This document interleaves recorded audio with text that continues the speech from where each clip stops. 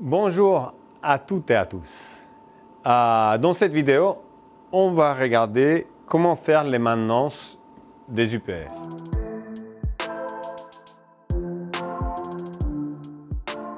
Pour les UPS, il y a deux gammes de maintenance. Il y a la maintenance mineure qui se fait tous les 3 mois et la maintenance majeure qui se fait tous les 6 mois. Avant toute maintenance, il va falloir débrancher l'UPS.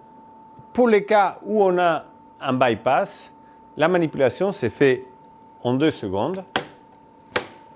Là, notre service critique est alimenté en direct par le générateur et là, on peut éteindre le UPS. Dernière chose, c'est couper l'alimentation de l'UPS au niveau du tableau d'alimentation. Pour les cas où il n'y a pas de bypass, il va falloir qu'on ait un UPS de plus pour pouvoir remplacer rapidement, enlever l'entrée et la sortie pour rebrancher l'UPS de secours et pouvoir amener celui-ci en maintenance.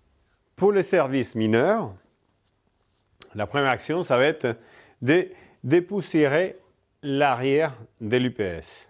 Normalement, ici, on a pas mal de poussière. On peut utiliser soit un aspirateur, soit une brosse à poil doux. Le deuxième pas, c'est de nettoyer les filtres. Donc, on va desserrer les vis de la façade. On ouvre la façade, il faut tirer un petit peu dur. Et là, on a les filtres. Les 2 filtres seront tenus par des élastiques. Enlevez-les et nettoyez-les à l'eau. Il est mieux d'avoir un jeu de filtres supplémentaire. Vous pouvez comme ça installer les filtres propres sans avoir besoin d'attendre à que les filtres que vous venez de nettoyer soient secs. Une fois les filtres sont secs, rangez-les et gardez-les au propre jusqu'à la prochaine maintenance.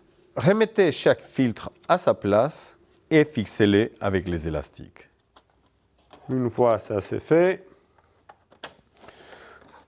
on remet donc la façade, on appuie un peu. Une fois la maintenance mineure est finie, on va remettre en service. Si on a le bypass, on va remettre le disjoncteur d'alimentation sur on. On va rallumer l'UPS et la batterie et on bascule l'inverseur de source sur la position UPS pour alimenter le service critique.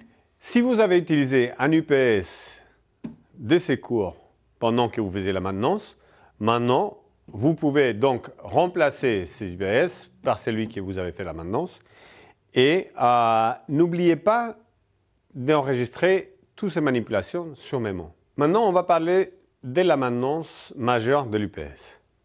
Pour cette maintenance, il faut absolument avoir un UPS de remplacement parce que la maintenance va prendre plus longtemps et il faut la faire dans l'atelier. Il faut donc tout débrancher pour pouvoir le déplacer à l'atelier. Ça se commence comme la mineure par un nettoyage de la partie arrière de l'UPS et le nettoyage de filtre. La deuxième partie est donc d'ouvrir le couvercle de l'UPS. Attention, les condensateurs peuvent être encore chargés. Faites attention à ne pas les toucher. On va utiliser notre aspirateur à nouveau pour aspirer.